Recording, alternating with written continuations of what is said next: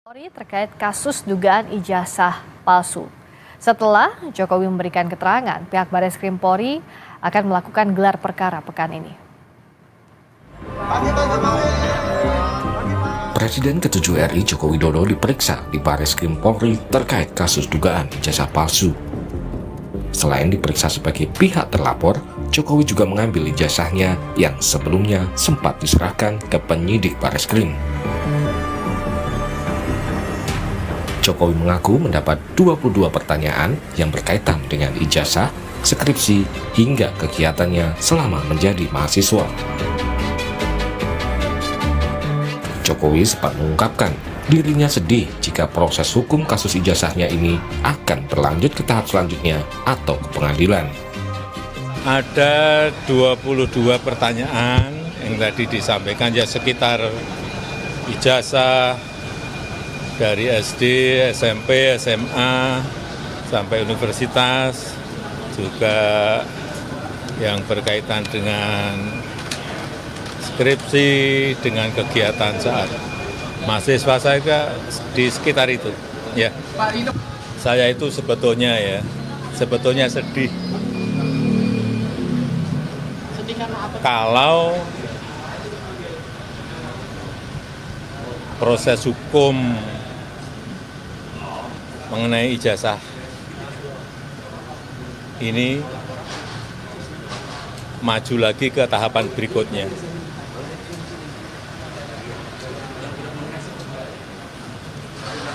Saya kasihan, tapi ya ini kan sudah keterlaluan, jadi ya kita tunggu proses hukum selanjutnya. Ya.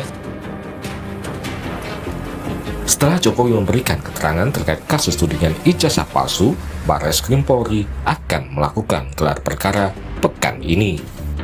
Pada minggu ini juga, tindak lanjutnya akan dilakukan gelar perkara oleh penyidik, di mana nanti pada tahapan hasil penyelidikan ini akan disampaikan secara transparan maupun juga terbuka.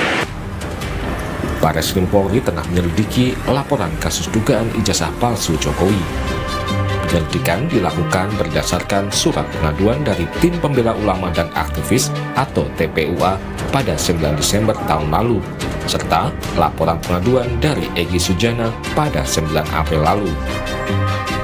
Sementara Jokowi melaporkan 5 orang terkait tuduhan ijazah palsu ke Polda Metro Jaya pada 30 April lalu. Salah satu nama yang dilaporkan Jokowi adalah Roy Suryo. Tim Liputan, Kompas TV.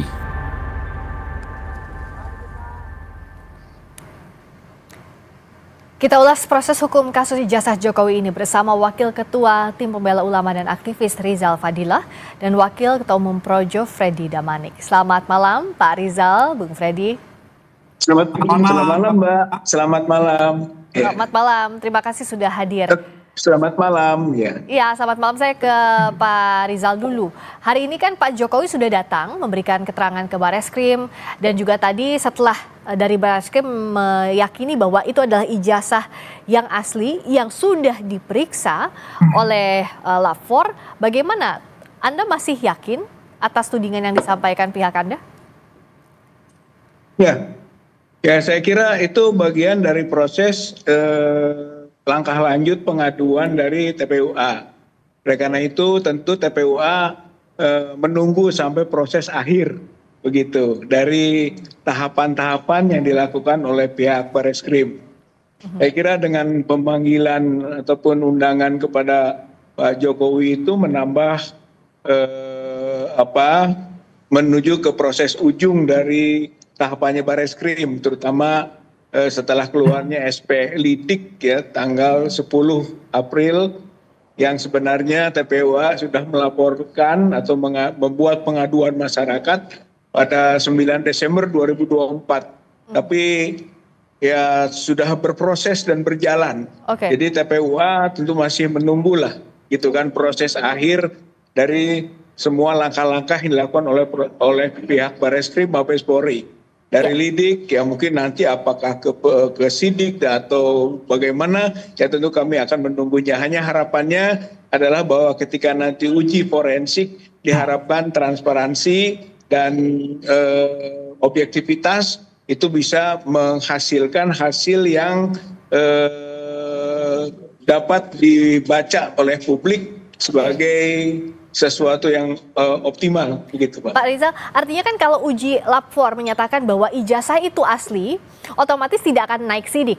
Atau bahkan nanti bisa berbalik ke pihak TPUA yang menuding bahwa ini adalah ijazah palsu. Anda siap dengan konsekuensinya? Ya, saya kira semua mengandung konsekuensi ya.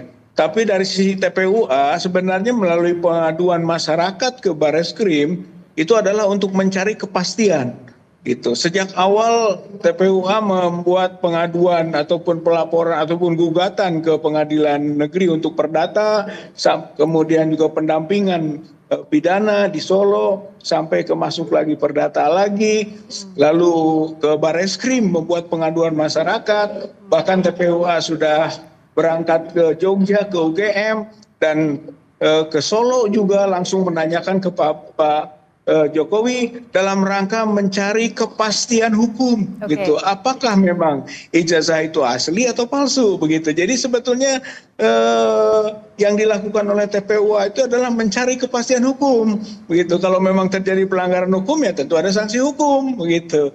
Jadi soal konsekuensi semua berkonsekuensi, akan tetapi bahwa tujuan daripada TPUA melakukan proses sampai pengaduan ke Bareskrim adalah untuk mencari kepastian hukum mengenai status ijazah Pak Jokowi apakah asli atau palsu. Oke, dengan saat ini kan kepastian hukum yang dicari sudah berlangsung dan saat ini masih tahap penyelidikan. Bung Freddy, Anda melihat dengan kedatangan Pak Jokowi hari ini bisa dikatakan bahwa Pak Jokowi percaya diri dengan bukti yang dimiliki? Ya, terima kasih. Yang pertama kami mengapresiasi Bareskrim ya. Telah melakukan proses penyelidikan ya hingga saat ini. Pak Jokowi juga sudah memberikan keterangan, demikian juga telah memberikan ijazah palsunya. Saya rasa ini proses yang sangat transparan.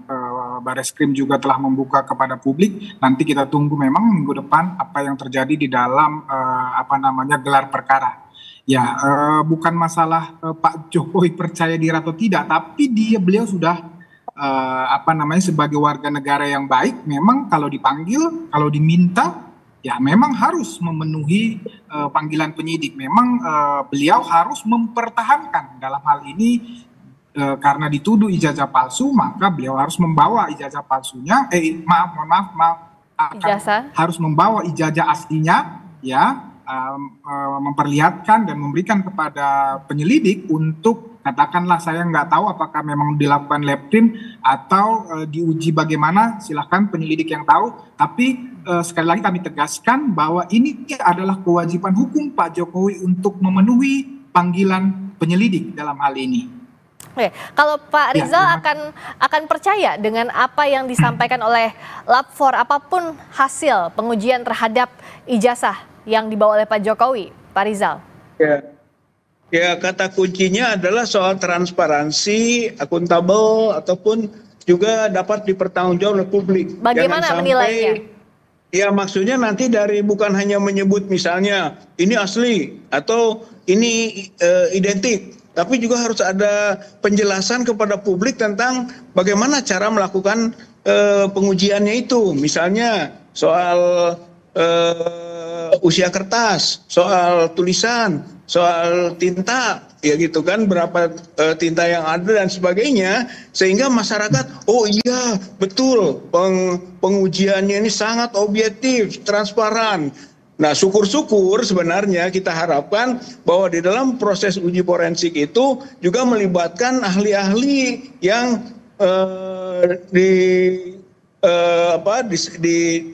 dari sumber yang independen. Nah, kalau begitu maka nanti hasil dari kajiannya Bareskrim Mabes Polri itu objektif dan tidak kontroversi. Yang kita khawatirkan adalah justru keputusan itu menimbulkan kontroversi baru. Oleh karena itulah diharapkan pihak Bareskrim bisa mengurai lebih detail tentang proses yang dilakukannya sehingga sampai pada kesimpulannya apakah itu identik tidak identik atau asli tidak asli atau palsu. Saya kira seluruhnya berujung pada alasan rasional yang bisa diuji oleh publik gitu. Saya kira ini sehingga kita dan PTPUA itu bukan mewakili TPUA sendiri, tapi memang mewakili aspirasi publik yang ingin tahu apakah ijazah Pak Jokowi itu asli atau palsu. Oke, Bung Freddy tadi akan percaya tapi dengan syarat harus dibuka bagaimana prosesnya dan sebagainya. Bung Freddy juga melihat harus seperti itu? Ya, gini. Bung Freddy dulu. Bareskrim itu kan mempunyai mekanisme sendiri. Ya, penyelidikan itu di dalam hukum kita juga itu ada mekanisme. Ya, ada proses-proses tersendiri di mereka itu. Jadi, dan kasus katakanlah ijazah palsu, dokumen palsu, akta palsu, itu juga bukan sekali Bareskrim melakukan penyelidikan ataupun penyidikan terhadap itu. Jadi sudah ada mekanisme baku. Jadi menurut saya tidak perlu kita menggurui atau mengajari Bareskrim dalam hal ini. Kalaupun teman-teman TPUA mau memberikan masukan, menyarankan, itu sah-sah aja. Tetapi sekali lagi, tolonglah jangan dibangun narasi-narasi ya belum apa-apa. Tapi memang saya lihat memang dari awal memang begitu. Kemarin nantang misalnya nih Roy Suryo dan kawan-kawan, nanti silahkan laporkan.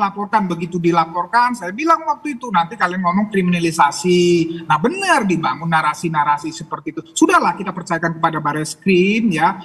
Tuntut transparansi oke, tapi bukan transparansi ataupun mau seperti apa yang kita inginkan. Karena Polri sudah mempunyai mekanisme terhadap proses yang mereka lakukan. Dan saya percaya, saya yakin Polri akan transparan terhadap proses ini. Demikian juga gelar perkara, saya yakin silahkan mungkin teman-teman TPUA akan minta diundang atau bagaimana. Saya rasa itu bisa juga dilakukan. Tapi sekali lagi saya percaya Bareskrim dalam hal ini akan transparansi dalam melakukan proses penyelidikan ini. Oke, kalau dari Pak Rizal tadi kata Bung Freddy boleh meminta transparansi tapi juga bukan menggurui pihak dari Bareskrim Polri.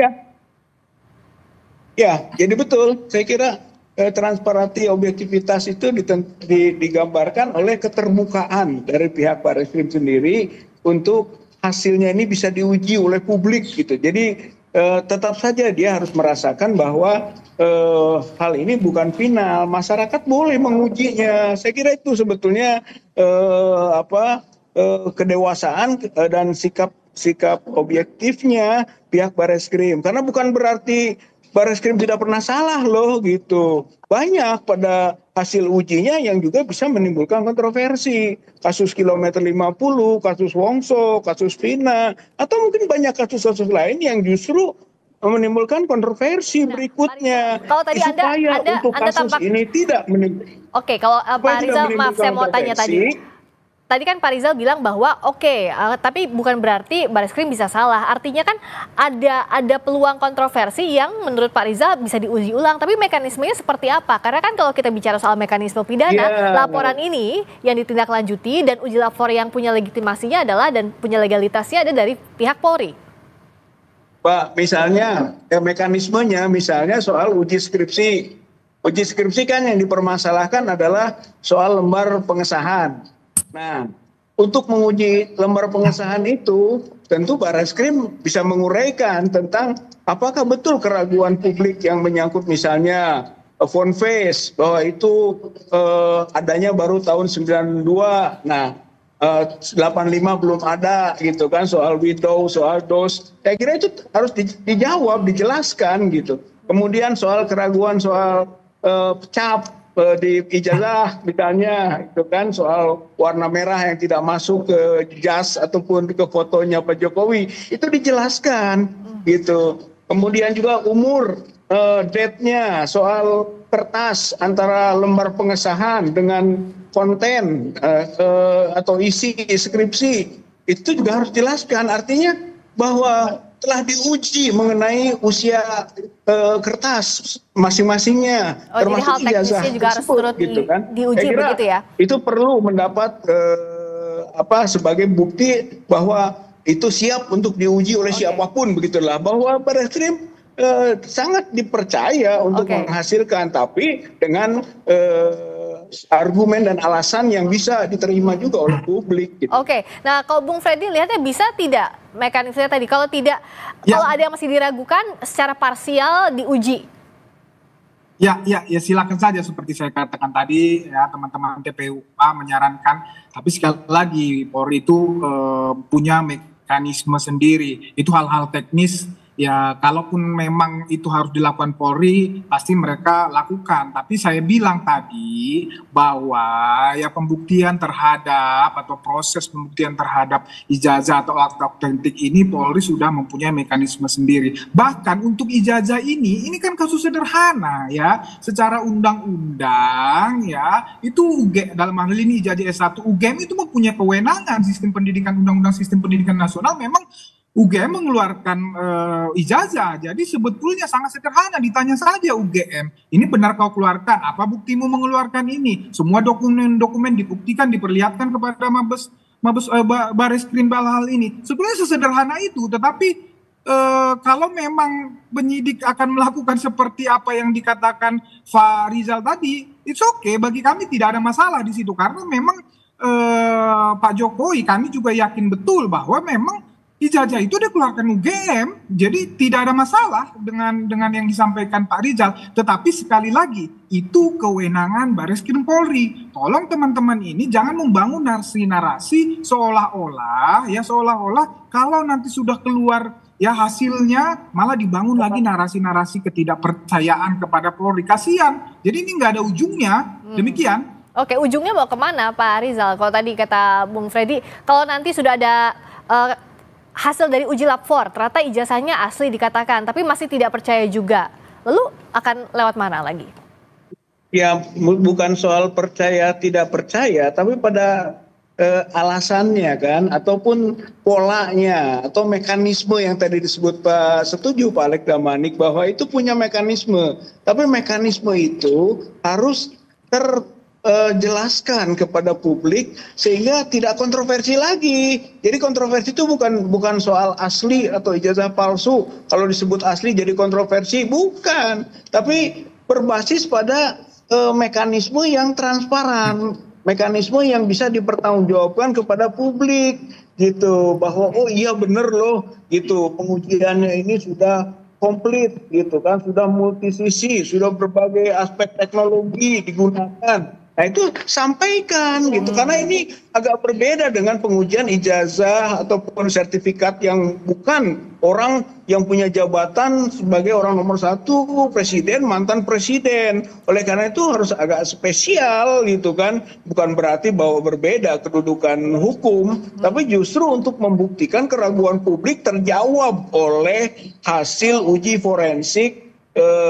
Mabes Polri itu. Saya kira rakyat akan menerima kalau pengujiannya tadi transparan, mekanismenya bisa dipertanggungjawabkan, nggak akan menimbulkan kontroversi apapun yang diputuskan. Tapi sebaliknya, kalau tidak memiliki argumen dasar ataupun alat uji yang bisa dipertanggungjawabkan atau transparan dan sebagainya tadi kita sebut, maka bakal menimbulkan kontroversi baru. Saya kira Barreskrim itu mencegah itu, apalagi kalau bisa membangun mekanisme keterlibatan gitu kan, pihak-pihak yang ahli ataupun pihak yang independen. Wah, saya kira itu adalah upaya yang dihargai nanti oleh publik, nggak akan menimbulkan kontroversi lagi. Oke, Bung Freddy terakhir, jadi kalau sebenarnya nanti hasil uji lab 4-nya disampaikan secara terbuka dengan metode yang jelas, dijelaskan seterang mungkin kepada publik, harusnya ini nggak jadi masalah, Bung Freddy? Iya, bagus kalau dijelaskan memang itu. Kami juga berharap Barreskrim melakukan itu, tapi sekali lagi ya tidak perlu didikte Barreskrim dalam hal ini. Mereka tahu apa yang harus mereka lakukan terhadap penanganan kasus seperti ini. Tapi saya ya terakhir saya tegaskan ya, gini loh, UGM itu belum pernah mempunyai kasus, belum pernah mempunyai track record di dalam penerbitan ijazah, katakan ijazah palsu, ijazah tidak benar, atau apapun itu. Sekali lagi, UGM belum pernah mempunyai kasus itu. So, lantas teman-teman ini, ya Rosyuro dan kawan-kawan, apa alasannya tidak mempercayai UGM bahwa telah mengeluarkan ijazah Pak Jokowi? Kemudian setelah UGM menyampaikan kebenaran itu, keaslian bahwa ijazah Pak Jokowi itu benar asli, kemudian teman-teman ini terus saja ribut. Berarti kan jelas di sini niatnya tidak baik, ya, mensreanya jelas, niatnya jahat, gitu loh. Karena sekali lagi, kalau memang mempermasalahkan, permasalahkan UGM, baru permasalahkan Pak Jokowinya. Nah, dalam hal ini, ya, UGM sudah bicara. UGM sudah menyatakan asli, tapi tetap saja. Jadi niatnya apa? Oke, baik. Ya? Baik. Singkat saja Pak Rizal, apakah betul ada mensrea jahat dari pihak pelapor?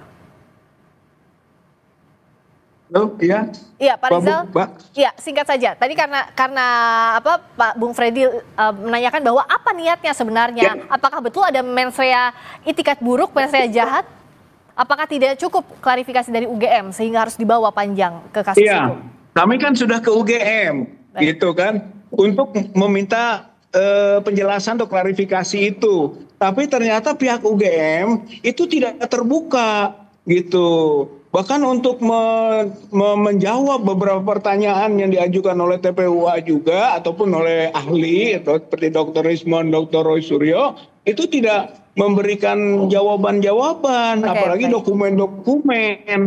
Sayang sebenarnya, kemarin kita datang ke UGM itu untuk memastikan, tapi tidak bisa Baik. terjadi dialog yang dalam mengenai uji dokumen. Baik. Padahal sebetulnya kita diskusikan di situ. Nah itulah, jadi sampai kita ke UGM kemarin tidak mendapat jawaban gitu. Jadi bukan berarti tidak mau ke UGM dan bukan berarti tidak bisa menerima penjelasan. Memang UGM-nya tidak menjelaskan dan Oke. tidak memberikan data-data yang dibutuhkan. Begitu Bu. Baik, Mbak. jadi akhirnya sekarang dibawa ke jalur hukum, harus diikuti prosesnya. Iya. Saat ini sedang berjalan dan gelar perkara juga Iya. akan dilaksanakan pada pekan ini. Terima Ya. kasih Pak Rizal Fadilah, Yuk. Wakil Ketua Tim Pembela Ulama dan Iya, Aktivis. Mbak. Terima kasih Bung Freddy Damanik, Terima Wakil kasih, Ketua Umum Mbak Rizka. Projo. Selamat Yuk. malam.